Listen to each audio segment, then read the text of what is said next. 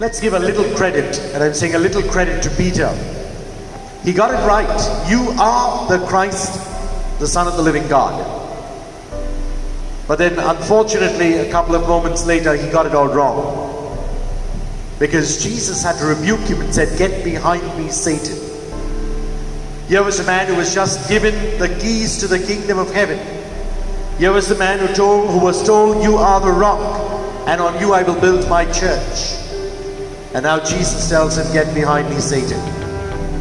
Because Peter, unfortunately, was still thinking the way man thinks. Peter still had thoughts which were worldly and earthly.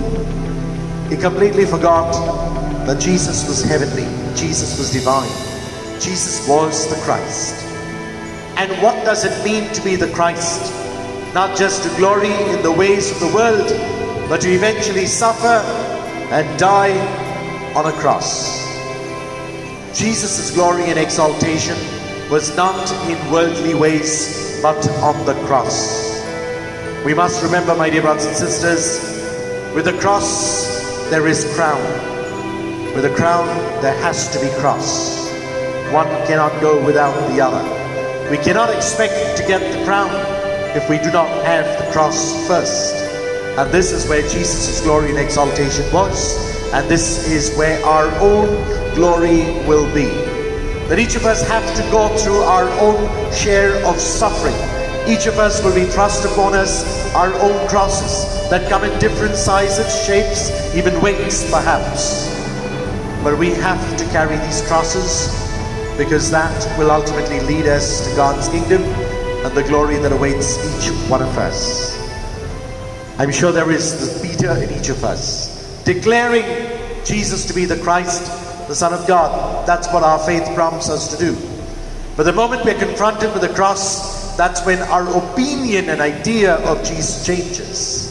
Perhaps we begin to wonder where God really is in the midst of all our suffering and pain that we go through.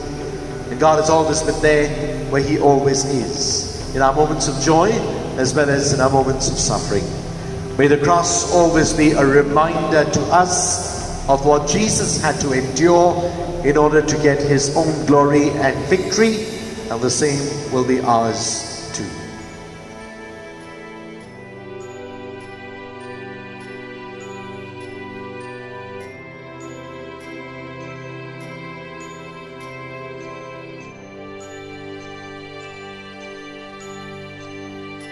God bless, and do have a Jesus-filled day.